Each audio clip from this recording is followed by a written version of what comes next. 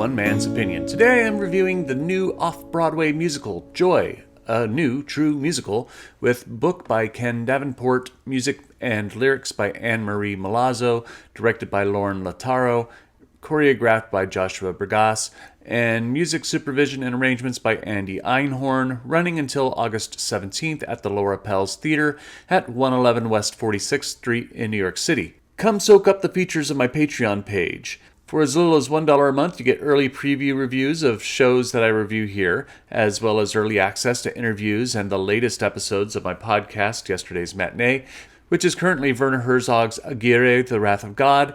Thank you to my current patrons, especially my Neo and Hamilton tier patrons, and welcome to the new ones. Links to my Patreon and podcast pages will be in the description. Based on the life of Joy Mangano and her book Inventing Joy, Dare to Build a Brave and Creative Life, I can't say how true the story really is, as I've never been really interested in the world of home shopping, but I will say that for a musical that is pretty predictable, it is well constructed and executed and delightful to watch. Set in and around 1990 in the Mangano home in Long Island, Joy, played by Betsy Wolfe, has just lost her job at TWA. For those who are too young to remember, TWA was an airline that went belly up after the terrorist attacks on September 11, 2001, and it was bought out by American Airlines. She is also the primary breadwinner at home, taking care of her parents, Toots and Rudy, played by Jill Abramovitz and Adam Grupper, respectively, her husband, Tony, played by Brandon Espinoza, and her daughter, Christy, played by Honor Blue Savage. Joy actually had 3 children to take care of, but the musical has reduced it to 1, presumably for efficiency's sake, which is for the better, I think. With no money and no prospects, Joy returns to doing what she's been doing all her life, which is inventing things. After a mishap with a bottle, she engineers a new mop design that becomes what we know today as the Miracle Mop, which allows the user to wring out the mop head without bending over, and the head is also detachable and machine washable.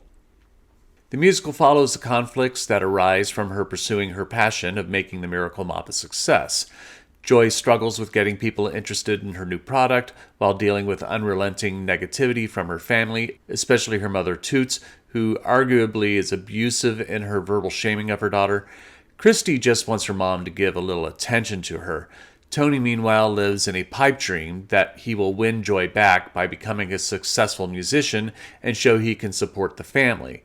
Her father, Rudy, who shows support, with good intentions, uses money from his new rich young girlfriend, Lorin, played by J.G. McCartney, to invest in the mop, but ends up embroiled with grifters in Texas under the leadership of Cowboy Eddie, played by Paul Whitty, which leads to legal trouble for everyone.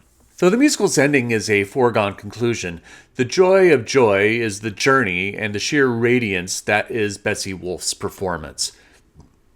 Her performance as Joy is laced with unabashed determination and unremittent frustration as she deals with unsupportive and/or inept family, her own failures as a mother, misogyny from executives at QVC, and a looming legal battle that will test her fortitude. Wolfe exudes the hero archetype here, taking Joy on the hero's journey of test after test, deeper into the abyss to get her victory for not just for her family, but for herself and the vindication she deserves.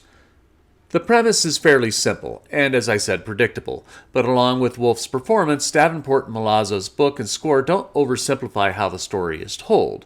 Joy has conflicts coming at her from all directions, and Davenport and Milazzo balance the conflicts so that we never spend too much time away from any of them. It's meticulous, balanced storytelling that keeps the plot moving. Milazzo's score is engaging and actually moves the plot with some of the songs beyond just singing inner monologues and scene setting, something that happens way too often in most other musicals. I do have a problem with the show's climax, which has a great 11 o'clock number, A Better Way, which beautifully shows off Wolfe's gorgeous soprano, but narratively doesn't really seem to make sense. It's a good song and well performed, but maybe belongs somewhere else in the show. She's supposed to be making her case before a judge, but it doesn't really have any legal merit beyond character defense, which really wouldn't make much of a difference at this point in the court proceedings. Granted, a song about legalese at this point in the show probably wouldn't be that exciting to most people. Regardless, it's my one real sticking point with the plot. because it feels like a narrative cheat in order to get to the resolution. The musical doesn't shine a great light on Joy's family early on, aside from her daughter Christine, but the relationships develop over the show, and the cast does a great job of balancing the tensions of these relationships with Joy. The biggest antagonist being Joy's mother Toots, which Jill Abramowitz plays with acidic cynicism. Meanwhile, Adam Grupper gives Rudy a naive degree of hope in tandem with his legal ignorance. Anna Louizos' scenic design is good. I like the folding set elements that open up to show Joy's home, and the QVC elements, including the kitchen set and television, is great. Speaking of which, Wolf's performance of Joy's first presentation of the Miracle Mop live on QVC is perfectly timed, awkward comic gold, and my favorite scene. The supporting cast of QVC exec Dan, played by Carl Brown, and his assistant Ronnie, played by Gabriela Carrillo, are fantastic in that scene as well. Though Joy is a predictable musical where you'll know how it's going to end before it starts, it's not a paint-by-numbers show. Davenport and Milazzo have created a balanced, engaging, and emotionally charged musical that has a surprising amount of depth. It's an inspirational story and is a testament to perseverance and fortitude. But I am only one man's opinion, so be sure to leave yours in the comments below. If you'd like to see Joy, a new true musical, I'll leave a link in the description where you can get tickets. Also in the description will be links to my Patreon and podcast pages, as well as my social media handles where you can follow and support my work. You can also support me by liking and sharing this video, subscribing to the channel, and clicking the notification bell to be alerted to future reviews. My next review will be Sharon Playhouse's production of Annie. Thank you for watching, and I will see you at the theater.